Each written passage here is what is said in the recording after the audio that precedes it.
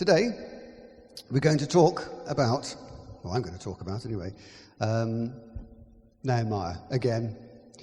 This is the last in our series on Nehemiah. And I want to start this last talk by looking back at the very beginning. The Jews had been taken away from Jerusalem, their hometown, and they had been held in captivity by various empires and warlords. And in the time of Nehemiah, they were held captive by the Persian Empire. And the Persian Empire were very clever. They didn't actually want the Jews living with them. They sort of sent them back in stages, back to their hometown. But they said, you have to give us taxes, otherwise we'll kill you. So they were under house arrest, in effect. They had to pay their huge taxes to the Persian Empire. Why did all this happen? This is God's chosen nation. Why did it all happen? It's because the Jews had walked away from God, frankly. They had ignored God's laws. They had ignored him. They started to worship other gods. And God went away. When God goes away, it all goes wrong. It went wrong for them. The walls that surrounded their city, there were protective walls, were in tatters, pile on the floor. And it was emblematic of their relationship with God. And then God had a plan.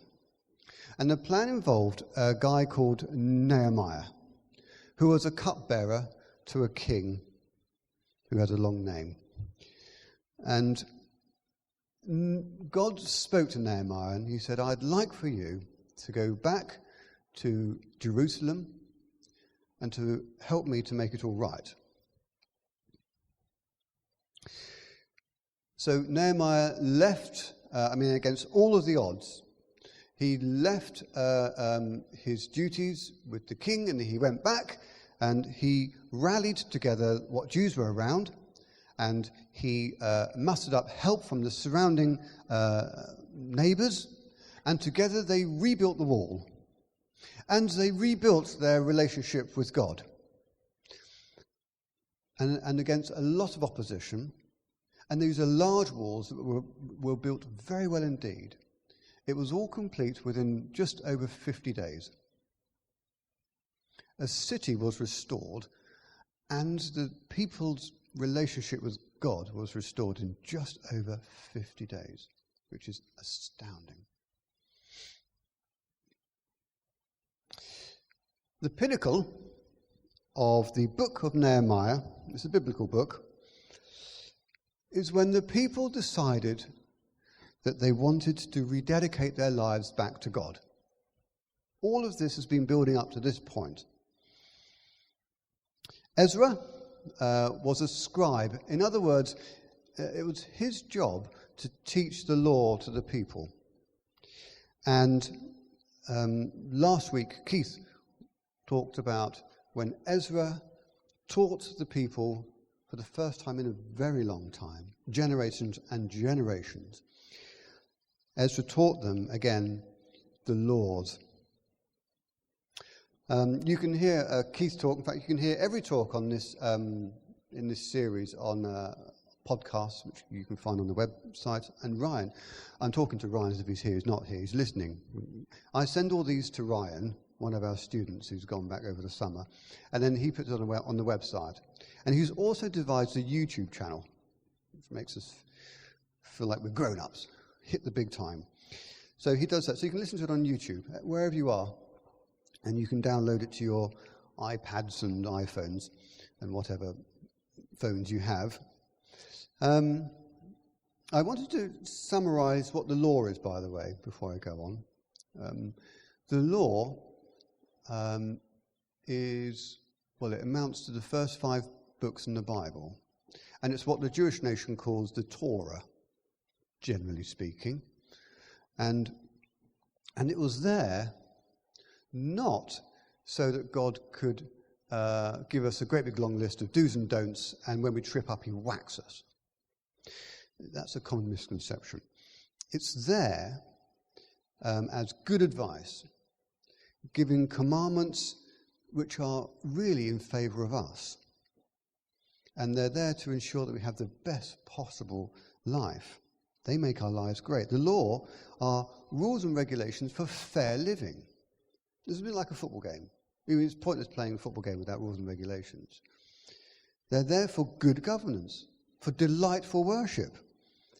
They're there so that we can ensure that we have times of rest and times with God.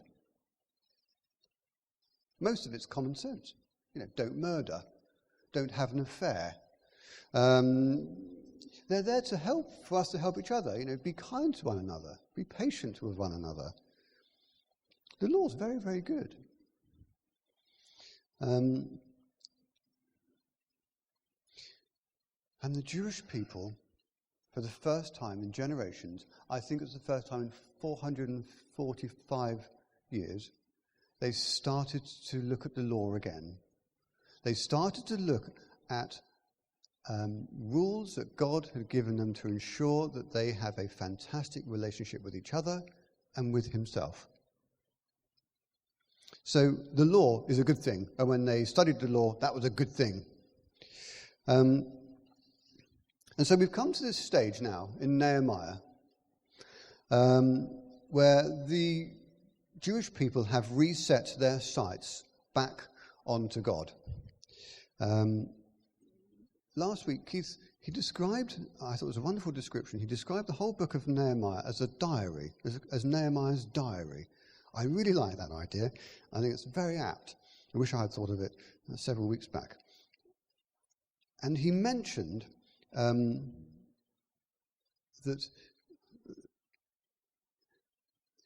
when the Jewish nation came back for the first time, the first thing that they did was to look at the law. That's the first thing that they did. Something there to be learnt, I'd say, for us too. And then as they were listening to the law, they were filled with grief. Why? Because it dawned on them what a momentous cock-up they'd made of everything.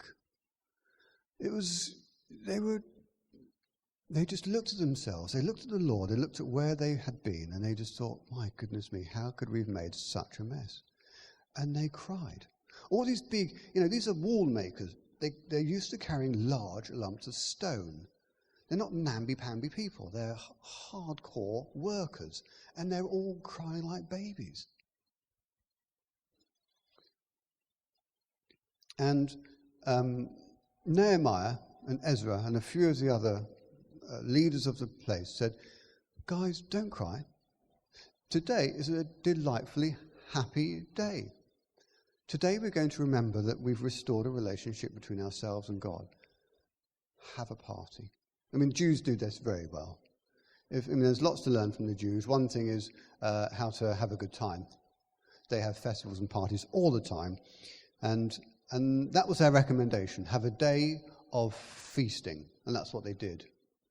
And as they were reading the law, they came across a part which said, this time of the year, what we normally do is we remember God's restorative power.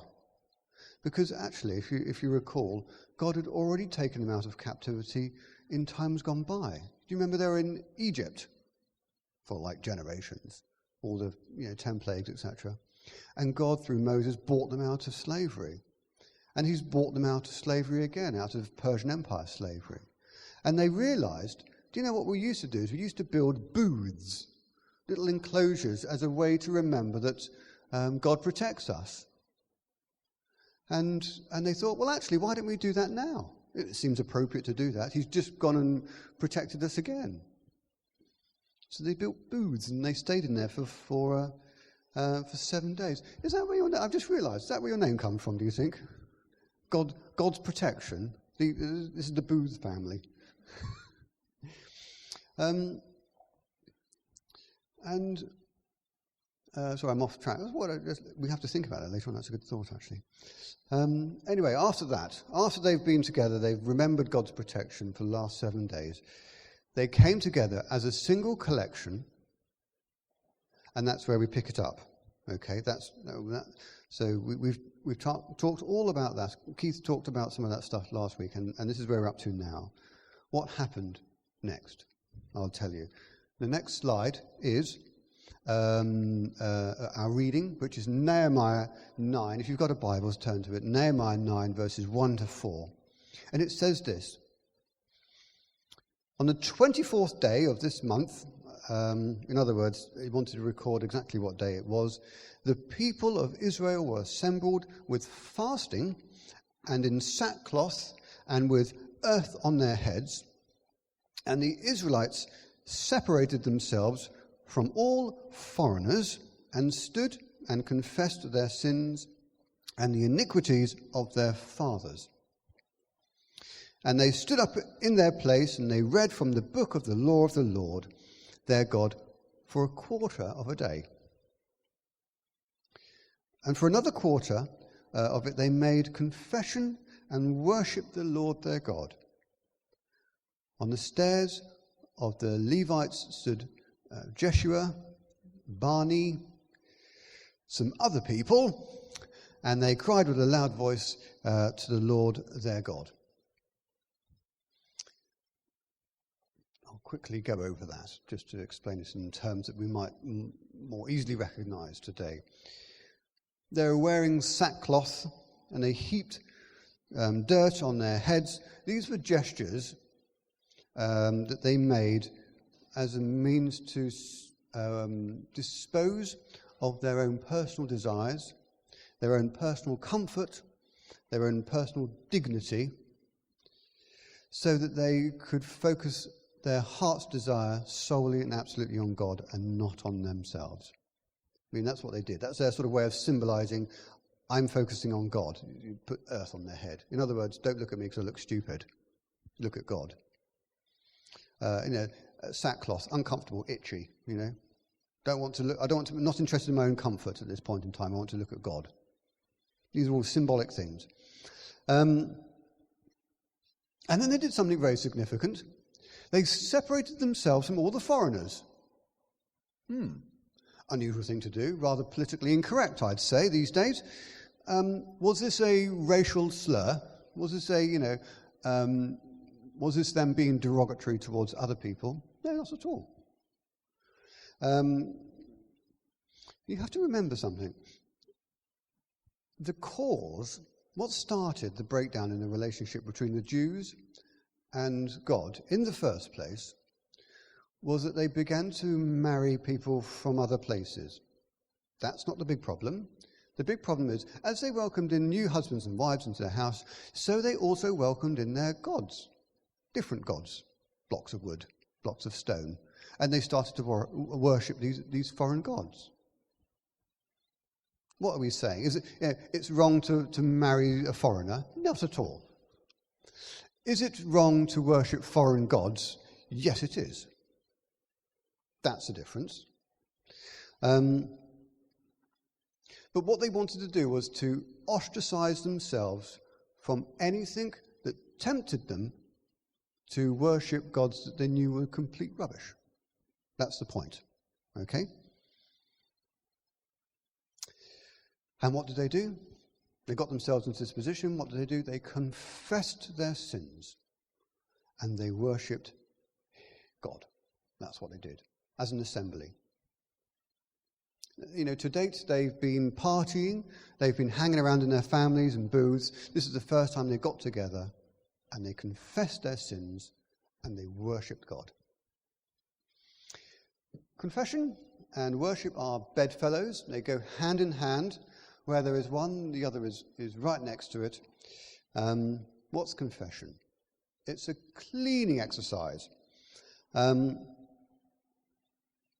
Confession leads to us receiving God's forgiveness. And in turn, it leads to us being justified. Funny word. Justified means just as if I'd never done anything wrong. You see, justified, just as if I'd never done anything wrong. Clean, absolutely pure, as if we had done nothing wrong at all. Confession leads to accepting God's forgiveness, which has already been given to us, so that we can be justified, just as if we had done nothing wrong. How good is that?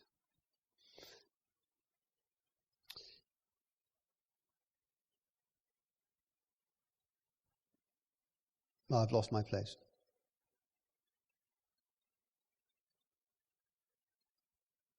Right, I'm going to skip that bit. Now, I wanted to move on to something this is something I find very interesting. Many, not all of you, but many here will have hung around with God for a long time. And you'll be familiar with this idea that we do wrong things. Now, for people who just don't have an upbringing in any sort of form of faith or religion, that is a strange idea. Either you sort of have to try and remember what it was like before faith came along, or just look at other people's lives.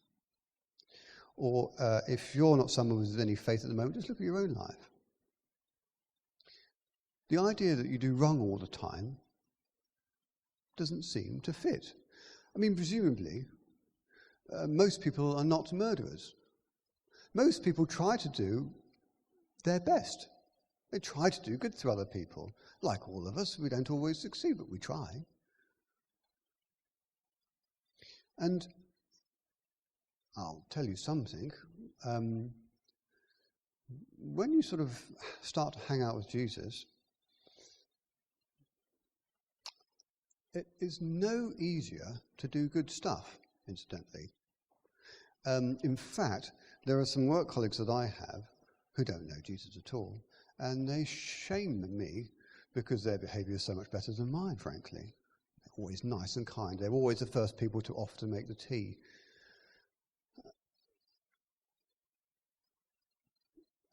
The idea of what is right and wrong is rather strange to a lot of people.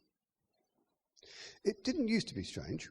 100 years ago, that recently, 100 years ago, most people agreed with what was right and wrong collectively, in the West at least. So that's not to say that they all got it right, but they all generally agreed with each other as to what they thought was right and wrong. I mean, one thing that they got completely wrong was, for instance, the slave trade. Okay? So up until, I think it was 1833, it was illegal in the UK. Up until that time, it was legal in the UK to own someone else and to require them to do whatever you want them to do without their consent and without any pay, including children. There are various people. William Wilberforce is the pioneer of all this, but many politically astute and ethically driven people wanted to see a change. But you know what? It wasn't until 1948 that there was a global decision to ban slavery. 1948. It came with Article 4 of the Declaration of Human Rights, was ratified in 1948. The world was generally, collectively, wrong. But things are different now, because that was a time of universalism, long word. That means by and large, most people thought the same sort of thing. Whether it be right or wrong, they generally thought the same sort of thing. Today, in the West, we live in what's called an era of pluralism. In other words, there's this overriding notion of you can decide what's right and wrong. As long as it doesn't harm anyone else. There are some things that we sort of universally agree on. Slavery now, for instance, we universally agree that that's a bad thing. But there are many other things to do with ethics, and indeed some law things as well, many things that are part of our life where you can pick and choose. And in fact, you're encouraged to pick and choose because we're all different, and so we all have different views. That's the mentality. And so the Western world now is based on a single premise, which is there is no right or wrong, except for one wrong thing, which is to tell other people what is right and wrong. You can't do that. And of course, that's entirely hypocritical and therefore utterly stupid. You see, if I were to stand here and say, you're not allowed to tell other people what is right and wrong, I am telling you what is right and wrong by doing that, which makes me a hypocrite. And so you wouldn't want to listen to me. I'm stupid. But that's the underlying principle that most people abide by in the Western world today. And so, in conclusion, if you want to not be a hypocrite, then you must not adhere to that rule. And therefore it is perfectly okay to tell other people what is right and wrong, just so long as you yourself follow what is right and wrong. You demonstrate your own, you practice what you preach. Okay? And I would add, as long as you do it with grace, with a sense of urgency, and with a sense of loving your fellow neighbours, tell them what's right. Tell them what the truth is. So, where does all this lead us in terms of confession and worship? It's difficult to confess something when we don't know what we're confessing. We don't really think we've done very much bad. And in any event, most people who don't know God think God is some kind of, we've seen Matilda, Roald Dahl's Matilda. Okay, there's a character in there, Miss Trunchbull. We think that God's a bit like Miss Trunchbull. Now there's a movie, if you press the next button it should show you a short movie. This is Miss Trunchbull.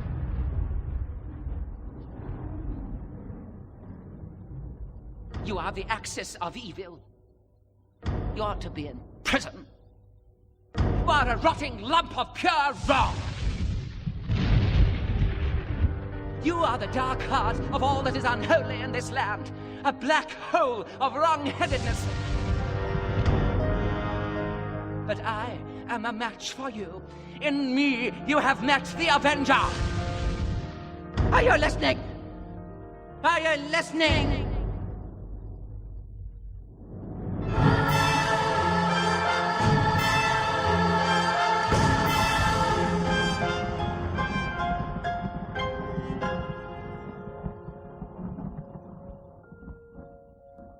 If you ever get to see Matilda, go. It's wonderful. But many people see God as Miss Trunchbull, someone who provides rules and regulations solely for the purpose of wanting to trip us up. And when we trip, he slams us. I have to say that's just not the God that I know. The God that I know is like Miss Honey. You'll know what I mean if you've seen Matilda. Miss Honey is his most delightful lady. I think it is true to say that God does have wrath and anger. And jolly good thing too, because you need wrath and anger when your enemy is the devil. But when God looks at us, his face is, he smiles. He loves us. He is the perfect parent. He is Miss Honey towards us. And here's the big misunderstanding of confession. God did not give us the law so that he can set us up to stumble. And when we stumble, he whacks us.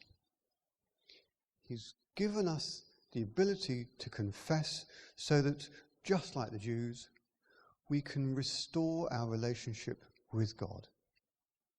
Not just once, not just one time does it all, but day after day after day, we can just come to God. And it doesn't matter whether you have murdered people, or it doesn't matter if you're one of those sorts of people who are so nice and good you barely ever do anything wrong at all in your life, but when you do, you just mention it to God and you're clean again. God offers forgiveness to every single one of us all the time because he wants to constantly renew our relationship with him. He did not die. He did die. He did die for you and for me, not just for the nice people, not just for the horrible people, but for absolutely everyone. Everyone who needs forgiveness, he died for you. And I would say, if you would like to know Jesus maybe for the first time, or if you would like to get back into a relationship with Jesus, start by confessing what you know to be wrong in your life. Say, I'm sorry, expect his forgiveness, and I'm sure that you'll just want to worship him. When I was preparing for this talk, I came across, one does research, and I was listening to the people who, it was Steve Barber who leads the Leicester Vineyard, and he said that he would like, in his mind, outside of his church, and I'd agree with him, he said, I'd like to have a skip where we can throw in all of our stuff that separates us from God. And, what would be in that skip? There would be iPads and magazines. There'd be beauty products and car keys and all the stuff that we like so much that they sort of get in the way, or they sort of lead us off track. And this skip would just be full of stuff. I love the idea. It's not as farcical as you might think. I've got a good friend, and he liked rock and roll music. But he, in his words, led him to sort of places that he didn't really, or he shouldn't have been. Okay, he got more engrossed with rock and roll than he did in God. So he decided to get rid of all of his records. The thing is, he had an awful lot of records, enough to fill a skip, including one box of a complete set of unplayed Beatles original singles, collector's items worth a mint. He threw it all into a skip. I think that says an awful lot, doesn't it?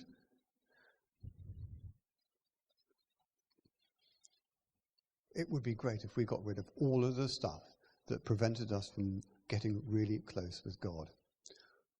Stuff that leads us into bad habits, or bad ambitions, or stuff which we feel as though we're too attached to.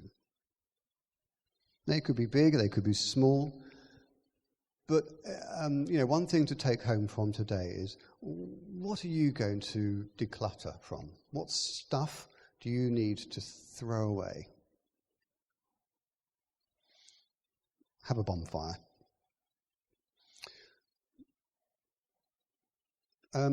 I would recommend that with that you do some confessing. It's good, actually. I know it's nasty, it's sort of a bit difficult at the point in time, but actually the results are wonderful. It's incredibly freeing. I'd encourage you to do it within a church context.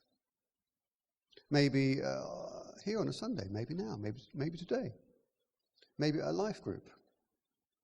Because, if you sort of say to God, I want to get rid of that, I want to change my habits, I want to change the way I do stuff so that I can be with you, it's much better to say it with someone else around you, because, it's easy to go back on agreements that you make in secret, isn't it? It's just helpful. If some of the stuff that you want to get rid of is of a personal nature, or maybe it involves someone else, then you might have to sort of pick and choose who you talk to. It might be that it's inappropriate sort of declare everything. But please consider that. Life group leaders, good friends who you really trust. I've got some lasting thoughts. This, as I say, is the last time we will be looking at Nehemiah for a long time. And it's the end of our series. We have said time and time again that the story of Nehemiah, or Nehemiah's diary, is it's a story of an Old Testament time that is a foretelling. It's identical, really, to the issues and the difficulties that we faced in this place today. And so I'd love to leave this series by giving you a certain vision of what Sheffield might look like in just over 50 days. Imagine what it would be like if the city of Sheffield, all the people of Sheffield, 552,000, were to come back to God, just as they did in Jerusalem. What would it look like? It would be amazing, wouldn't it, to see all the churches completely and utterly packed with people because they want to get together and worship God all together in a big collection, just like the Jews wanted to do. You know what we'd have to do? We'd have to you just put all your mortgages into a pot, and there'll be people who just go out and buy every single warehouse they could possibly get and convert it into churches, you know. All the PA equipment in the local shops would just be sold out. Because you just have to get so much stuff. And it could all happen in 50 days' time. Within 50 days' time.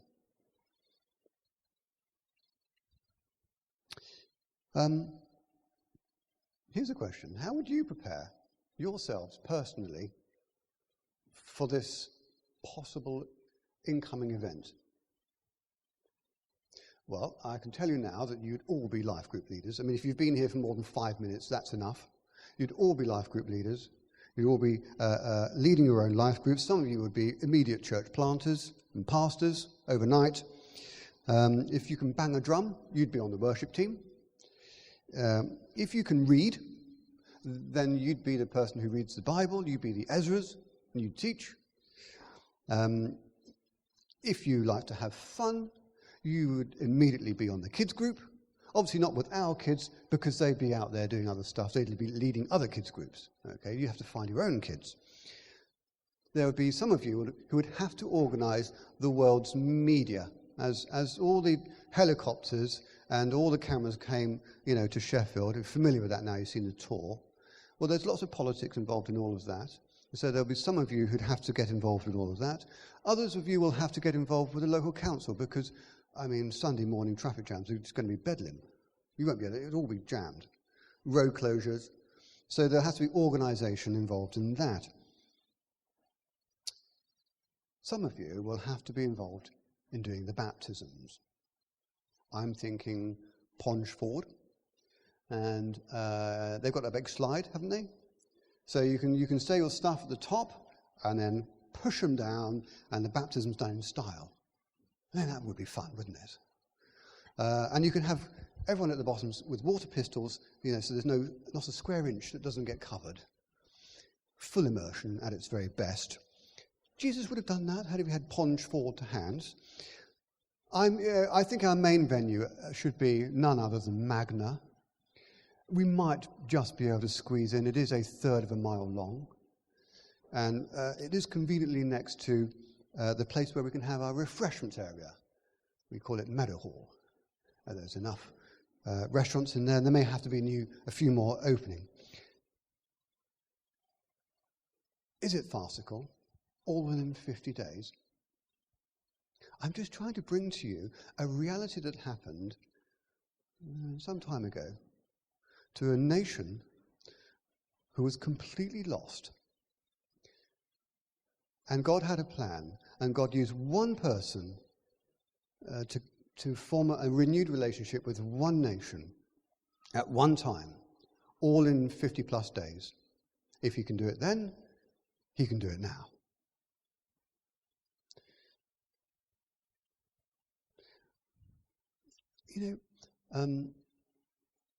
Over the summer, think this through. We've been thinking it through. I'd like for stuff like this to happen. Stuff like this is happening today in Causeway Coast Vineyard. That whole Causeway Coast, that thing is happening there. Look at causewaycoast.com or co.uk or org, whatever it is. Amazing stories of complete revival.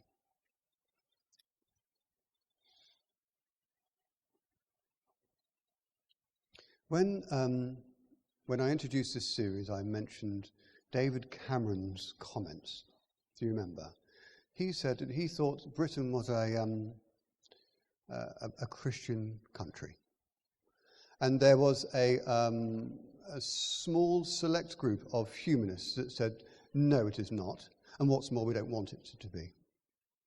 And they spoke as if they were speaking on behalf of the British nation, and they were wrong.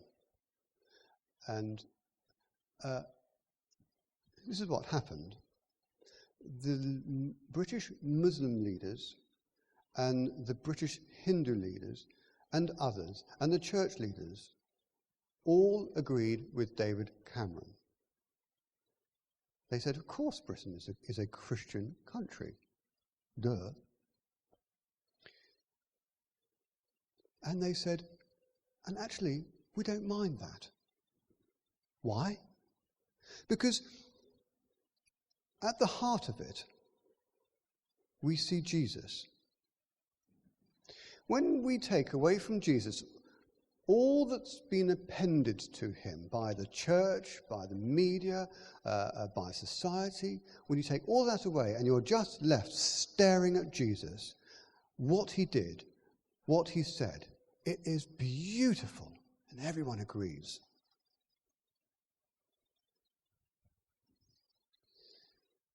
Even people from other faiths agree that what Jesus did and what he said was fantastic. And they believe that he existed. Well, they might not agree that he's God. Okay, we can talk about that. But they still think he's a great person. When we look at Jesus on his own, he is beautiful. He is alluring. He's a man of justice and peace and mercy and righteous anger and action and commitment. He is not afraid to say the truth. He does what is best for others in preference of what preserves his own interests. He loves us to the extent that he personally chose to destroy everything that meant something to him in order to save us, in order to redeem us, in order to bring us back into a relationship with himself. So where do we start on exploring this vision of what Sheffield might look like in 50 days' time? We start with looking at the gospel of Jesus all by itself. He is beautiful. And it leads us to confession, and it leads us to worship.